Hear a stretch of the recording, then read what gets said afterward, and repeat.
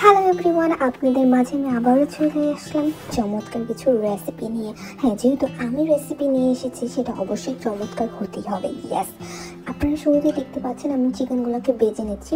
এগুলোকে আমি প্রথমেই ম্যারিনেট করে নিয়েছিলাম। ইয়েস, দেন এখন আমি কিছুক্ষণ তেল গরম করে সেখানে পেঁয়াজ কুচি দিয়ে দিব এবং সেটাকে কিছুক্ষণ নেড়ে চেড়ে দেন সেটার মধ্যে সব ধরনের ইনগ্রিডিয়েন্ট দিয়ে দেবো।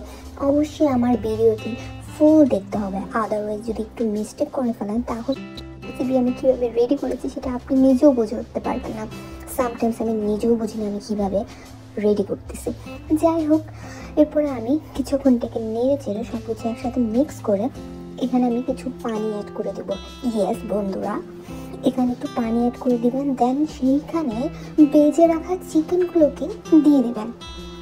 অ্যান্ড ভাই, আমি কখনোই মশলা দিতে গেলে সেটাকে পরিমাপ করে দিই না, কখনো কম বেশি পড়ে যায়, but end of the day সেটা আসলে মজা হয়েছে কীভাবে আই ডোন্ট নো। দেশে থাকতে আমি কোনো রান্নাই পারতাম না ভাই, এই দেশে আসার পরে অস্ট্রেলিয়াতে আমার হাতে কী ধরনের জাদু চলে এসেছে। আমি যাই রান্না করি না কেন সামহাও সেটা আমার কাছে আসলেই মজা লাগে। আগে তো খাওয়ার যোগ্য হতো না।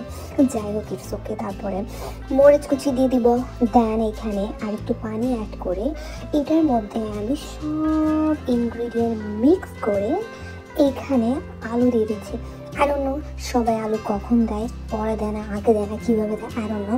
আমি এখন এগুলোর সাথে আলুগুলোকে মিক্স করে দিচ্ছি, অ্যান্ড আমি আলু খুব কম খাই। যাই হোক, এর মধ্যে চিকেন দিয়ে দিলাম। এই তো রেডি। বাই বাই, সবাই ভালো থাক।